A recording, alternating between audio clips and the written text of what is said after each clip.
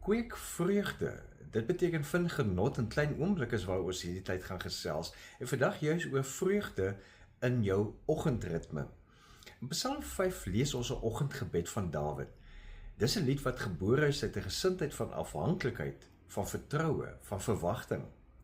Dawid begin die Psalm deur sy stemme gedagtes vroeg in die môre juis na God te rig. Hy is volkome bewus van die uitdagings wat die dag kan bring. En tog eindig hy met 'n sterk verklaring van vreugde.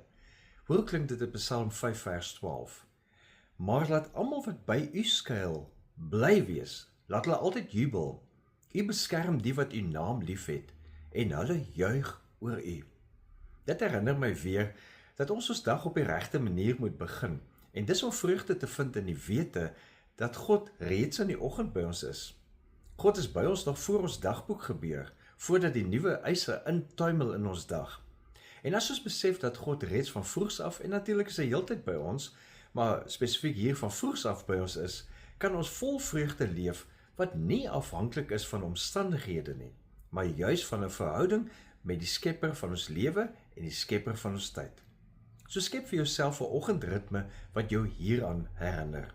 Begin jou dag met klein ritmes, soos die bewuswees van jou eerste sluk lekker koffie of tee of wat jy ook al drink, die koel oggendlig op jou vel, die sagte lig wat die skemer deurbreek, en onthou in daardie oomblik, terwyl jy sensories dit beleef, dat God reeds hier is. Navorsing in positiewe sielkunde wys dat klein doelbewuste oomblikke van waardering ons brein herprogrammeer om meer hoopvol, meer kreatief, meer veerkragtig te wees.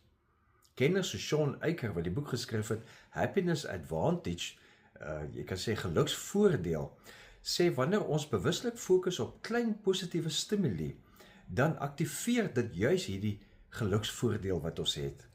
Klein positiewe ritmes skep 'n toestand waaruit ons brein beter funksioneer en ons emosionele welstand versterk word. So begin jou oggend met 'n ritme soos Dawid se, om te skuil by God en rede te vind in jou hart om te jubel vir God.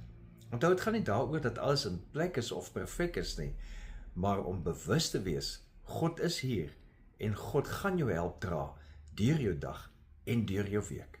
Leef geïnspireerd.